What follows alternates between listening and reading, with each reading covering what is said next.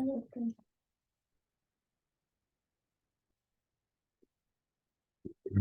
वालेकुम। आज हम जो है ब्रिटिश पीरियड को कवर करेंगे। पेपर पॉइंट ऑफ व्यू से ये हिस्टोरिकल व्यू में बहुत ज़्यादा ज़रूरी है, इसलिए इसकी जो सिग्निफिकेंस है वो पीपीएससी और एफपीएससी के पेपर के लिए बहुत ज़्यादा ज़रूरी है। So we will explore the British period.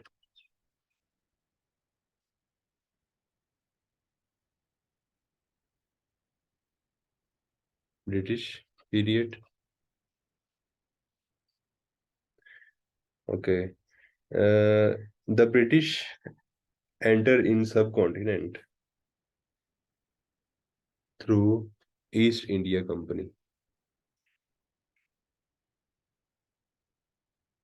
Everyone knows about this. British enter the in East. British enter in subcontinent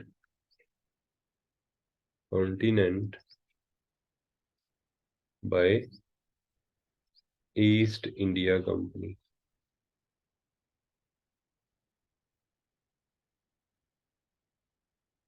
Okay.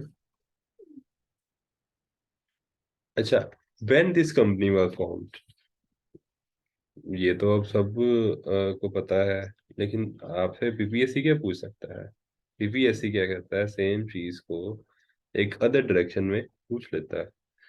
So it was basically formed on December 3, 1600, and it was a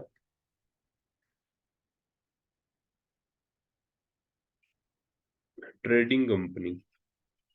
Okay, it was a trading company. अच्छा, इसने अपना जो work था वो begin कहाँ से किया?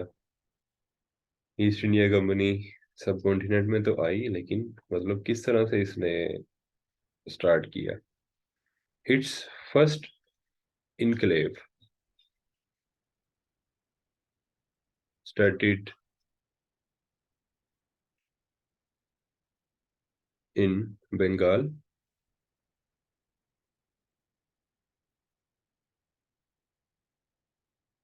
Okay.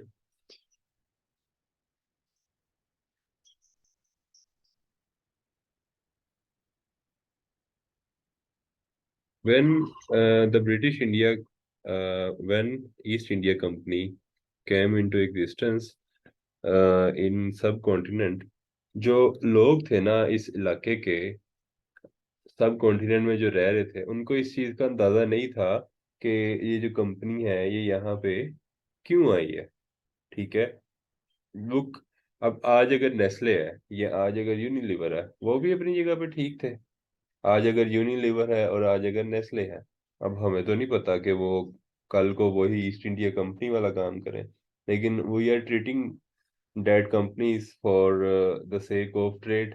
हम सिर्फ कह रहे हैं कि ये कंपनी सिर्फ ट्रेड कर रही है। तो इसी तरह से उस वक्त में भी लोगों को इस सिचुएशन से जो है वो बहुत ज़्यादा फेमिलियरिटी नहीं थी, और उनको नहीं था पता कि ये यहाँ पे क्या करने वाले हैं। Okay. But the when French arrived till middle of 17th, middle of 17th is what, मतलब के 1750 की बात के करीब करीब, 1750 के करीब करीब, जब फ्रेंच बरसगीर में आए, सब कॉन्टिनेंट में आए, तो उसके साथ ही जो है ना, इसका अंदाजा होना शुरू हो गया कि मिलिट्री रियलाइजेशन जो है ना, मतलब कि यहाँ पे मिलिट्री का असर और रसूख, फॉरेन मिलिट्री का असर और रसूख जो है ना वो थोड़ा सा नजर आना शुरू हो गया।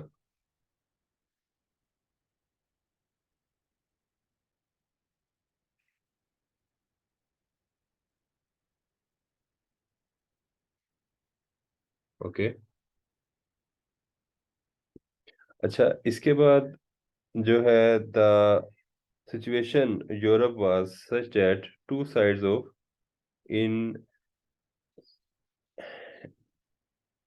inevitably ended by fighting on Indian soil with 100 years। मतलब कि 100 सालों के अंदर जो है ना, जो ब्रिटिश मिलिट्री थी उसने यहाँ पे आकर सिचुएशन को सब चेंज कर दिया विद इन 100 ईयर्स। क्योंकि जब वो लोग आए हैं तो उसके 100 साल के अंदर अंदर ही उन्होंने बहुत ज्यादा अपना असर रसूख पैदा कर दिया था। क्योंकि हमारा जो सिस्टम था उस टाइम पे काफी वीक हो चुका था, गवर्नमेंट का, रूलर्स का। रूलर मीन जो कि वहाँ पे वो थे, बादशाह थे उस टाइम में। ओके। और इसके रिजल्ट में जो है ना, British process most efficient military machine in subcontinent. Military machine का मतलब है कि ब्रिटिश ने बहुत, मतलब कि आप कह लें कि हाई फाइटिंग जो होते हैं ना लोग, which are very professional army की फाइट में, उनको वो लोग यहाँ पर लाए। और एट द टाइम ऑफ 1757 जंगे प्लासी टुक प्लेस। इसको कहते हैं वार ऑफ प्लासी। ओके। अब ये पिछले दिनों में जो है ये पेपर में भी आया हुआ था। जंगे प्लासी के क्या कॉन्सिक्वेंसेस है और क्यों हुई थी वो जंगे प्लासी। ठीक है। और उसके बाद वो कौन था, उसमें था रॉबर्ट क्लाइव। ये उस वक्त का वाइसराय था सब कॉन्टिनेंट में। ओके।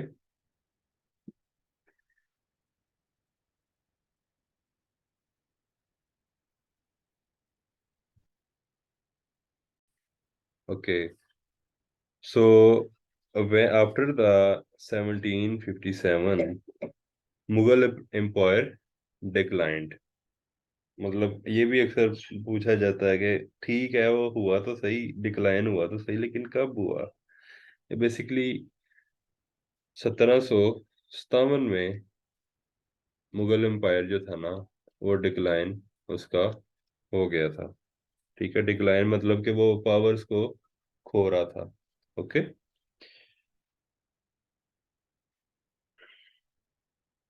सो उसके बाद है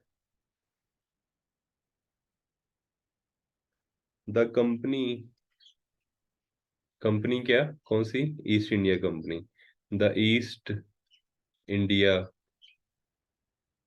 company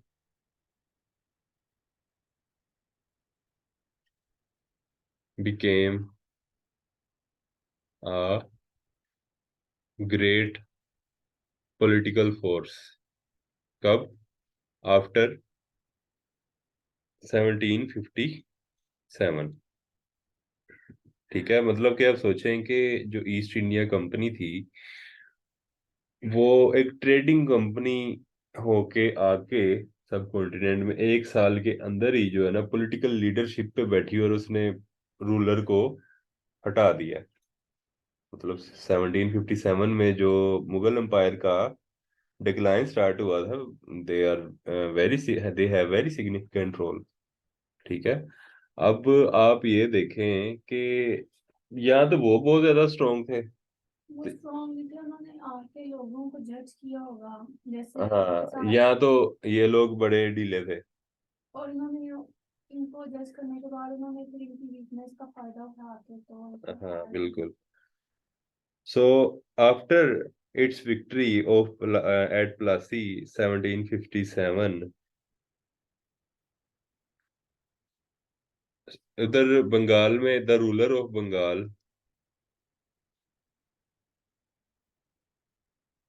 Bengal at the time of Plassey war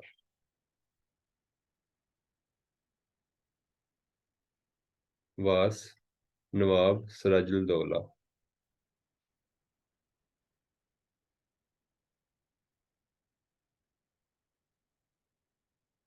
of Bengal.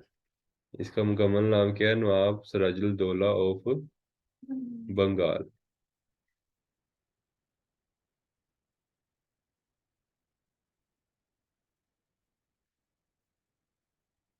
Okay, so at the time Bengal, when the war took place, the Bengal was a large province.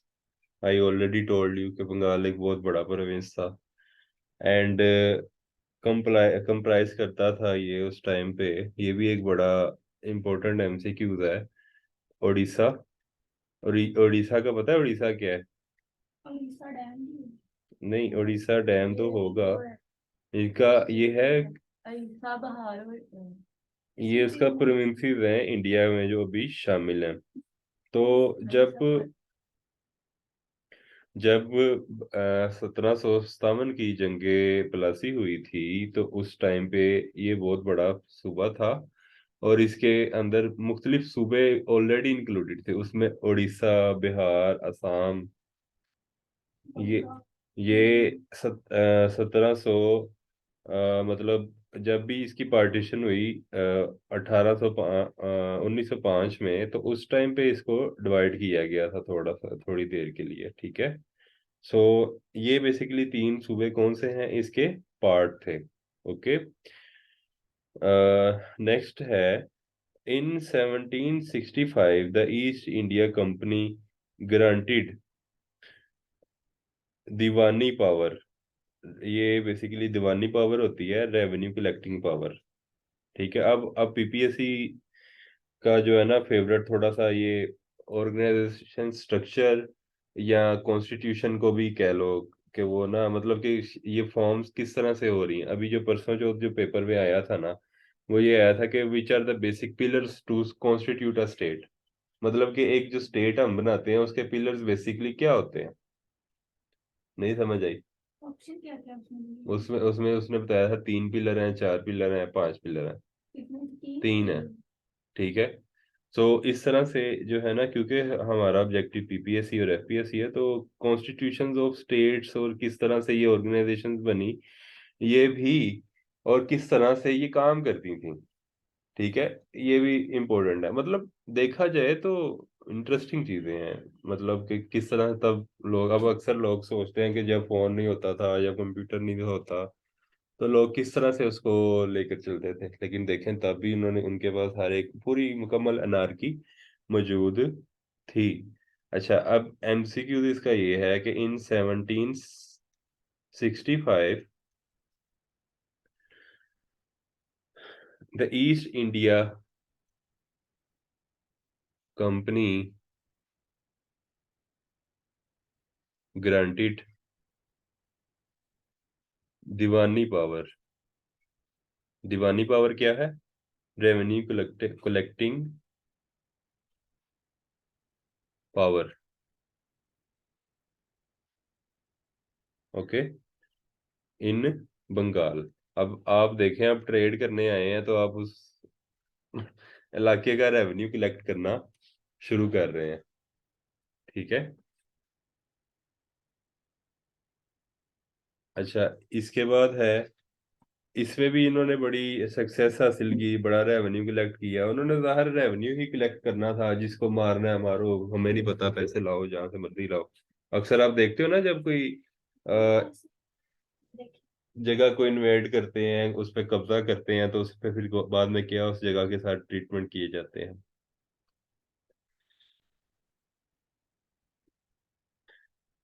19th century में जो है इसका कंट्रोल जो था वो एक्सटेंड हुआ, किसका? इसका दीवानी पावर ये ब्रिटिश इंडिया कंपनी का, ब्रिटिश रूल का। अच्छा, आप देखेंगे वो एक, आप लोग 1000 साल से तकरीबन यहाँ पे मौजूद थे, 1712 से मोहम्मद बिन कासिम ने अटैक जी किया जी था ना, सही। ठीक है। तो अब तकरीबन कोई 1700 से भी ऊपर टाइम हो गया, और उन्होंने 100 साल में आपके सब कॉन्टिनेंट का ऐसा बुरा हाल किया, उसकी ऐसी बुरी तकसीम की कि उसके बाद सब कॉन्टिनेंट में वो वाला अरूज ना आया, अब आना भी बड़ा मुश्किल है, ठीक है। तो इस तरह से आपको शुरू से जो है वो नुकसान पहुंचाया जा रहा है।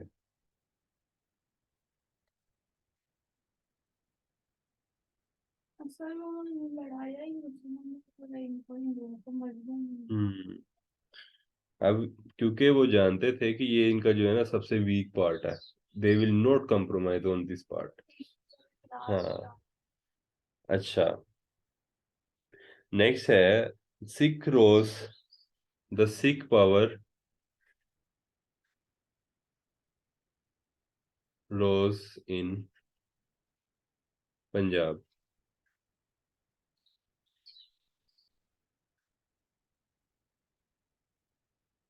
ये कब की बात हो रही है?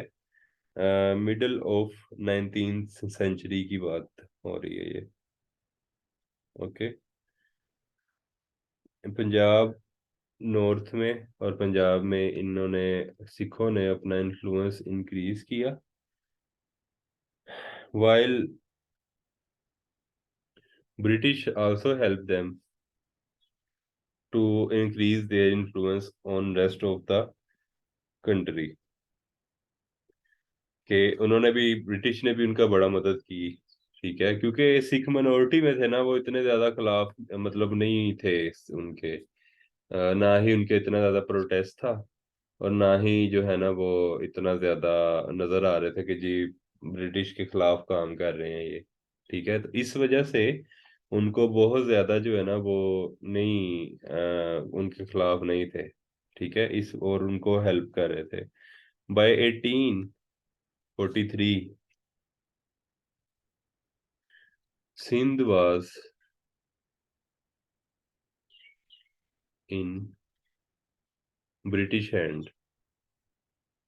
1843 में ब्रिटिश ने जो है सिंध पे मुकम्मल कंट्रोल ले लिया था। बिकॉज इसकी वैल्यू क्या थी, ये एक यूजफुल कॉरिडोर था अफगानिस्तान जाने के लिए। ठीक है। इन 1845 the British defeated the Sikhs in the first Anglo Sikh war.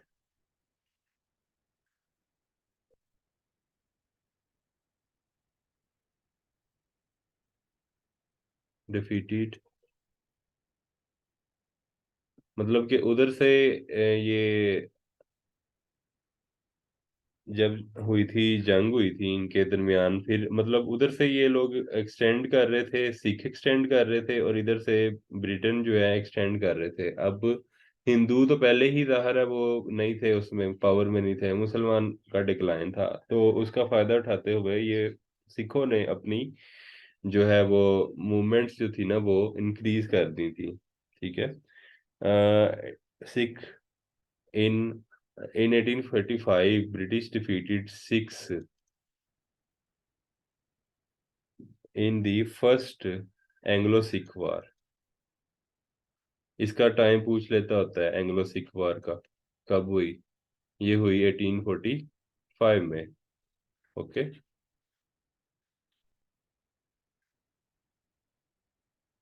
Sir 1845। 1845।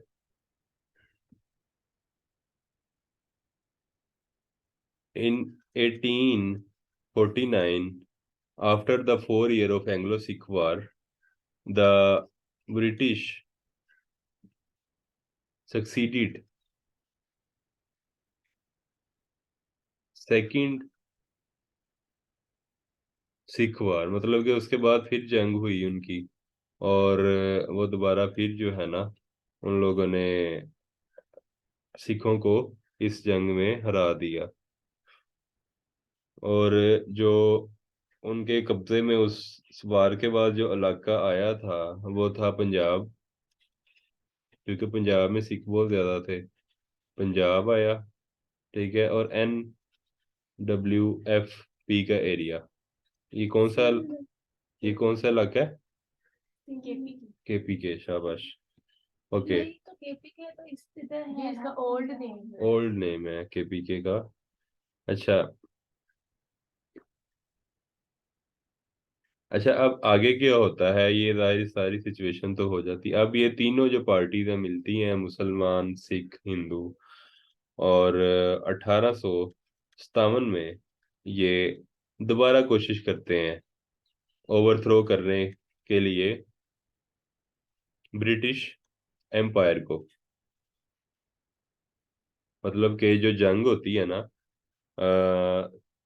इसलिए होती है ताकि जो ब्रिटिश हैं यहाँ पे, ठीक है, उनको यहाँ से भगाया जाए, ठीक है। और इस वार का नाम था द इंडियन म्यूनिटी वार। अच्छा, ये जो पिछले पीछे पेपर हुआ था ना, असिस्टेंट डायरेक्टर इंटेलिजेंस का, द म्यूनिटी वार के बारे में उसने पूछा हुआ था उसमें। 1857, मतलब कि पहले तो वो पूछता था ना कि 1857 की जंग, शुरू से हम यही पढ़ते आ रहे हैं, 1857 की जंग, 1857 की जंग। अब उसने उसका नाम देकर टाइम पूछा था कि म्यूनिटी वार कब हुई थी सब कॉन्टिनेंट के अंदर, तो इसका आंसर था 1857। ओके, समझ आ रही है? लिखा है आपने? लिखे ना नेक्स्ट? हाँ, ओके। अच्छा, इसके बाद है the British crown annex the subcontinent and Mughal empire Bahadur Shah Zafar was disposed and exiled to Burma. 1857 में जो है बहादुर शाह जफर को एग्जाइल कर दिया, कहाँ पे? बर्मा में। मतलब एग्जाइल होता है जिला वतन। वो किंग भी थे। किंग इधर जंगे लड़ने की बजाय शायर बने हुए हैं।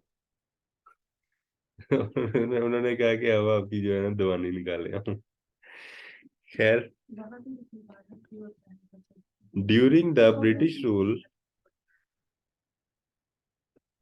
During the British rule the queen the Queen of Victoria extend their rule on subcontinent until Hunza, a remote kingdom bordering to China, and fell into hands in 1891। मतलब कि ये हुंजा का जो इलाका था ना, उस टाइम में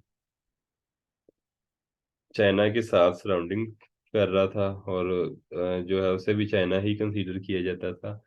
और 1851 में जब ब्रिटिश ने वहां पे भी अटैक किया और हुंजा के इलाके को भी जो है ना ऑक्युपाई कर लिया।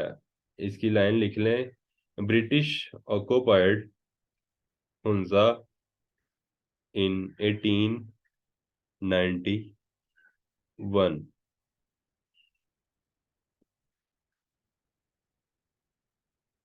And its expansion began to end. अब यहाँ तक जो है ना, इन्होंने, ब्रिटिश ने एक्सपेंशन की थी, ठीक है। उसके बाद है the British separating British India from Afghanistan in 1893। अब अफगानिस्तान जो था, उसकी ड्यूरन लाइन कब बनी? Anyone know about this?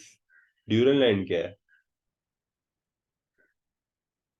वो पाकिस्तान और इंडिया के बंगाल था। Durand line is basically a border between Afghanistan and Pakistan, ठीक है। और ये कब बना? 1893 में। The Durand line came into existence by British to separate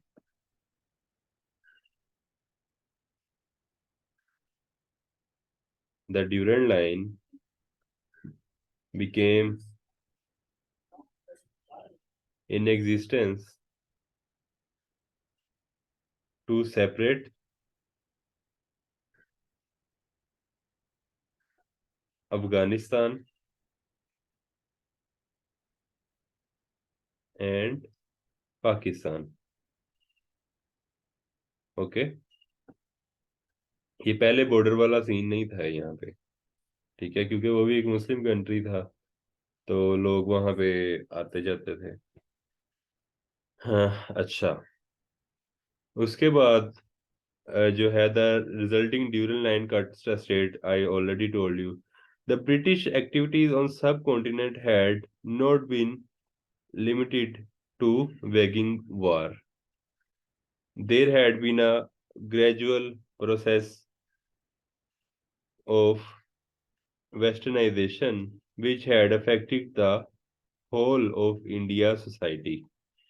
Western scientific knowledge was beginning to open India to the world of industry.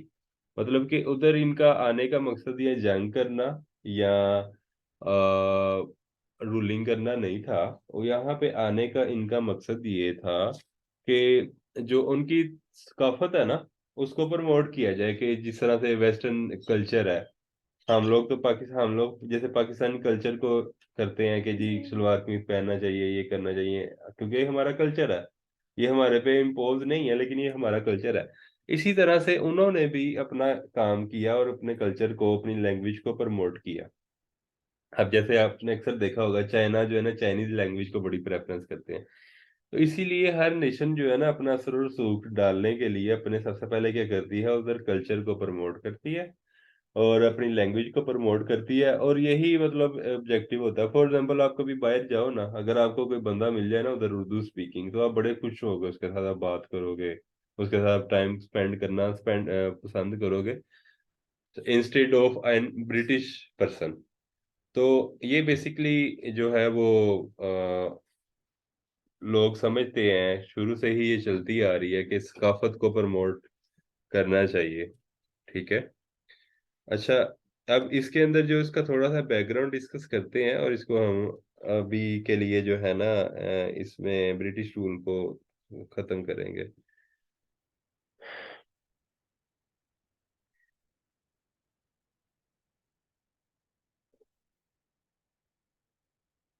The British distinction of Mughal Empire give an opportunity to British to the masses of India। मतलब कि उनकी जो आपस में जो लड़ाइयाँ थी ना, किसकी भला, मुगल एम्पायर की, उसने ब्रिटेन को चांस दिया कि आप यहाँ पर आए, ठीक है, और ऑक्युपाई करें। ठीक है। The sign of disintegration gave birth to different reformation movement like Faraizi movement. मतलब कि जब ये हुआ ना, जंग हुई ना इनकी, तो बहुत ज्यादा तहरीकें जो थी ना वो क्या हो गई, एक्टिव हो गई। और उन्होंने किस किन तहरीकों को उस टाइम में जन्म दिया, इसमें थी फ्राइजी मूवमेंट। ये हम क्या डिस्कस कर रहे हैं, बैकग्राउंड, फ्राइजी मूवमेंट।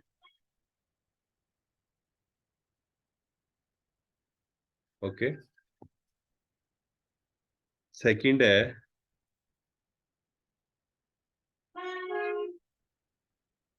इनका जो नेम था, किसने ये शुरू की, हाजी शरीयतुल्लाह ने।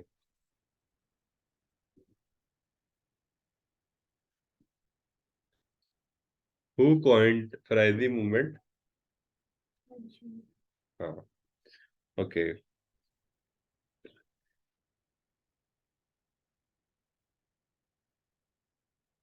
अच्छा, इशू क्या था, यूनाइटेड इंडिया में मुस्लिम्स जो थे वो एक अरसे के साथ जो है ना वो रूल कर रहे थे सब कॉन्टिनेंट में। जब ये ब्रिटेन आए, उन्होंने अपने कल्चर को और जो सिविलाइजेशन है और पॉलिटिकल इंटरेस्ट को थ्रेट समझा कि अब जो है ना हमारी जो कल्चर है और हमारा जो पॉलिटिकल इन्फ्लुएंस है, हम यहाँ पे रूलर थे, अब ये नहीं रहेगा। तो इस वजह से, इस थ्रेट की वजह से उन्होंने फाइट स्टार्ट की। But with the advent of British in 1857 they felt greatly miserable. मतलब कि 1800, लेकिन जब उन्होंने जंग की 1857 में, तो उन्हें इसका बहुत ज्यादा नुकसान हुआ। And Muslims became greatly 18 miserable। 1857 की सेकंड जंग थी ना फर्स्ट? सेकंड जंग थी, पहली तो थी प्लासी। वो कब थी? 1757 में। जंगें तो वहां पे बहुत हुई हैं, लेकिन मेन जो बड़ी जंगें हुई थी वो ये थी। सिखों से भी लड़ते रहे, ठीक है, जिधर जिधर गए, छोटे छोटे उधर रूलर्स बैठे हुए थे, उनको हराते थे जाके ये, ठीक है। और फिर जब उनके हालात जो खराब करके मुसलमानों को उनको सरकारी नौकरियों से निकाल दिया, और बहुत ज्यादा जो उनको नुकसान पहुंचाने की कोशिश की। ओके, नेक्स्ट है sir Syed Ahmad Khan was the first Muslim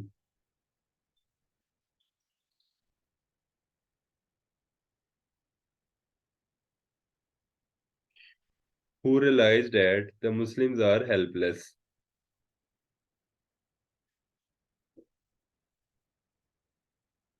Sir Syed Ahmad asked to Muslim to reduce differences with British.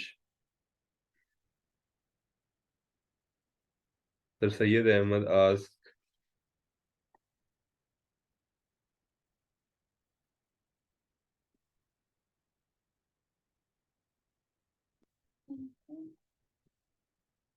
Sir Syed Ahmad asked to Muslims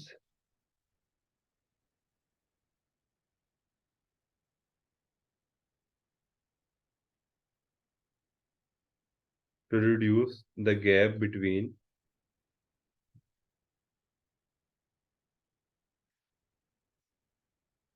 Britain, because वो क्योंकि रूलर्स थे वहां पे सब कॉन्टिनेंट में, और वो अब इस चीज को सबसे पहले तो उनका वैसे ही ताज्जुब था कि जी ये यहाँ पे आ गए हैं और ये इधर रह गए हैं और हमारा था राइट था, तो वो बंदा ना बड़ा उनसे नफरत करता है।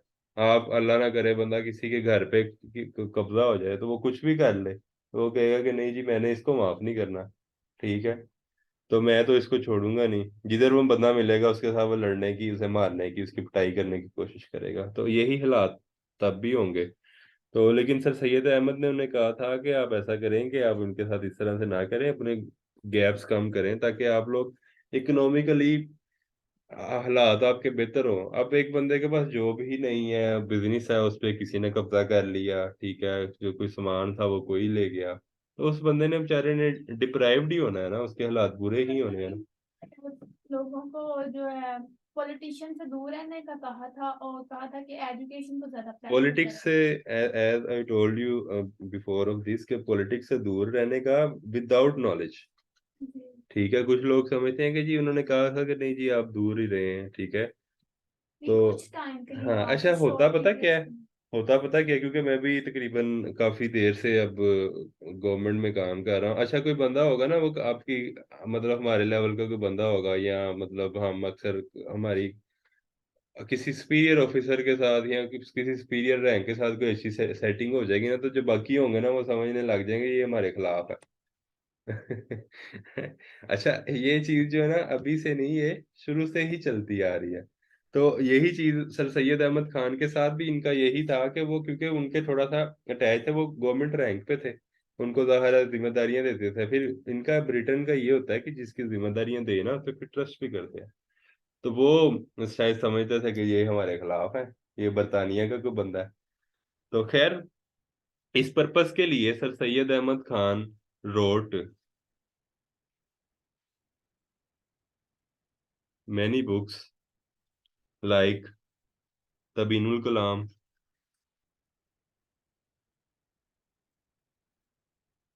बुक्स के बारे में पूछ लेता होता है। असरे असारे संदीद, खुद पर हम दिया। खुतबात अहमदिया, जी।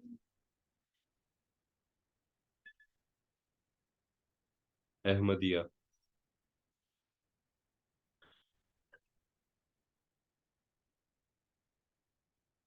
इन response of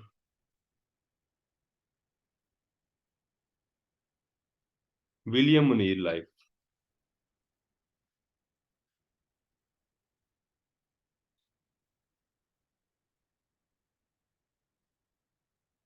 life of Mohammad.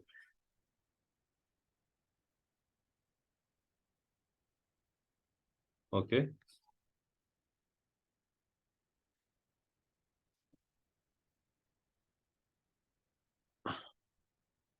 He established his first madrasa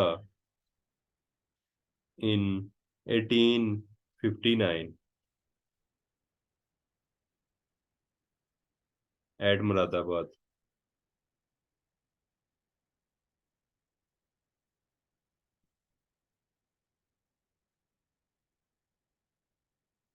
कब बना पहला मदरसा उनका? 1859 में। और दूसरा मदरसा उनका बना 1863 में। किस पर्पस के लिए काम कर रहे थे? They are working for Muslim education. जी। ओके। 1863 में गाजीपुर में।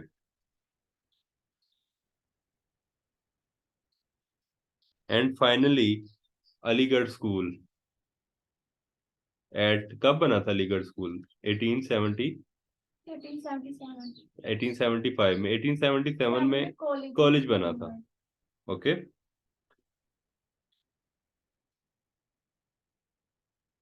ये इनकी जो है अचीवमेंट थी उस टाइम में मुस्लिम एजुकेशन के लिए। एंड 1877 में ये स्कूल को कॉलेज का दर्जा मिल गया। अच्छा, कॉलेज का दर्जा तो मिल गया, लेकिन इसको किसने जो है ना किया था? स्कूल को इनॉग्रेट किसने किया था? ये भी पूछ लेता होता। लॉर्ड लेटन। ठीक है। और उसके बाद 1920 में क्या हुआ था इसके साथ, इस कॉलेज के साथ? यूनिवर्सिटी बन गया था। गुड। अच्छा, अब इसके अलावा सर सैयद अहमद खान का क्या काम था सब कॉन्टिनेंट में? ही अपोज्ड हिंदी लैंग्वेज। उर्दू को वो प्रमोट करते हैं। हाँ, वो उन्होंने उर्दू को प्रमोट तो खैर किया, और जो है ना हिंदी लैंग्वेज की खिलाफ वर्जी भी की थी 1867 में।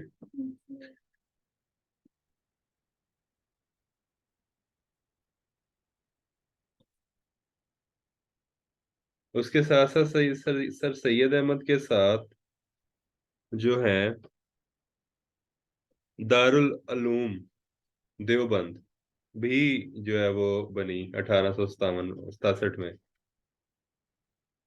सिर्फ वो एफर्ट्स नहीं थे कर रहे, और कौन था साथ? हाजी अब्दुल हाजी आबिद और मौलाना जुल्फकार अली, इन्होंने क्या बनाई थी? देवबंद मूवमेंट।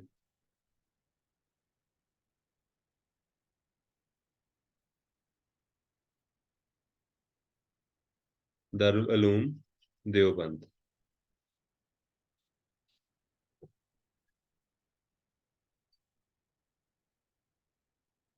इन फाउंडर्स के जो है ना दो ऑब्जेक्टिव्स थे। सर वो इनके नाम दोबारा करिएगा कौन कौन। इनके नाम थे हाजी आबिद और मौलाना जुल्फकार अली।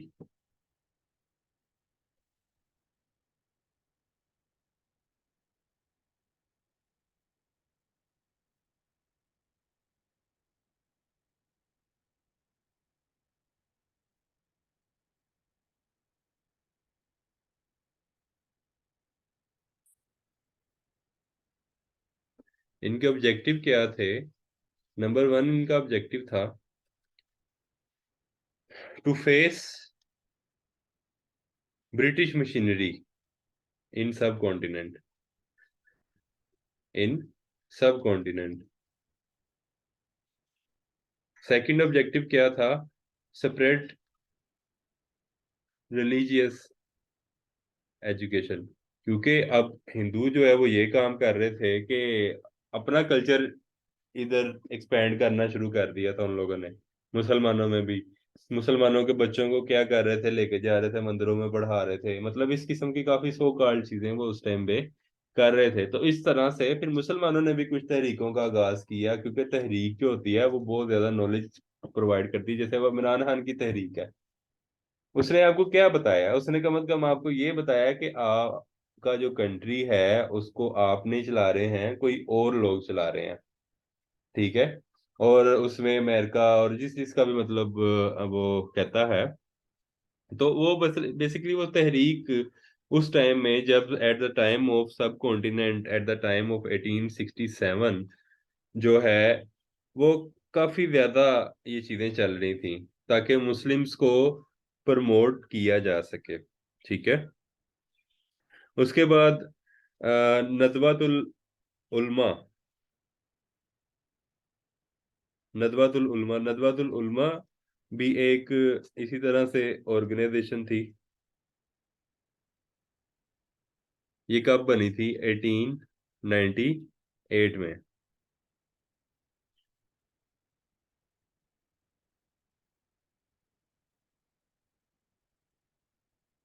इसका ऑब्जेक्टिव भी यही था कि मुसलमानों को जो है ना रीऑर्गेनाइज किया जाए, उनके जो है सारे सबको इकट्ठा किया जाए, और क्या किया जाए, उनके जो अच्छी चीजें हैं ना, अच्छी चीजें हैं, अच्छे पॉइंट्स हैं, उनको प्रमोट किया जाए सोसाइटी में के हवाले से।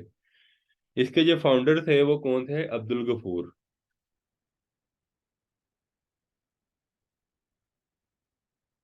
Who was the founder of Nadwatul Ulama? Abdul Ghafoor. Okay. उसके साथ उनके जो सेकंड फाउंडर थे, को फाउंडर कह लें, मोहम्मद अली कानपुरी।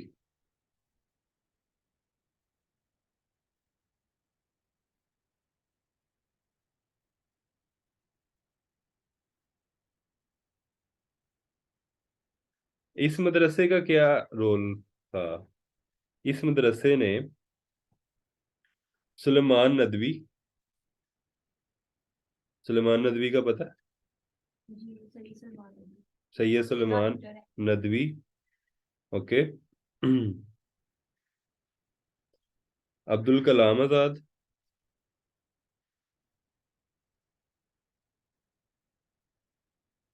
अब्दुल कलाम आजाद, और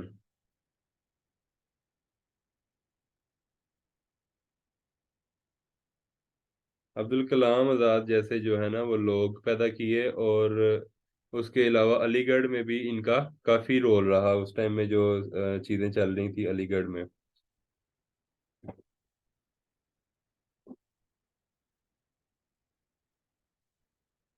उसके बाद नेक्स्ट एमसीक्यू था इसके बारे में, ये इस तरह से पूछता है कि सैयद सुलेमान नदवी का ताल्लुक किस मदरसे से था। और ये अब्दुल कलाम आजाद का तो बहुत मर्तबा पूछ लिया होगा उसने, कि किस मदरसे के साथ वो क्या करते थे, बिलोंग करते थे। ठीक है, अब बच्चा सोचता है कि पता नहीं मदरसा, अब हम कहाँ से बताएं। वो बेसिकली इस मदरसे की एक फेमस अचीवमेंट थी, एक हाई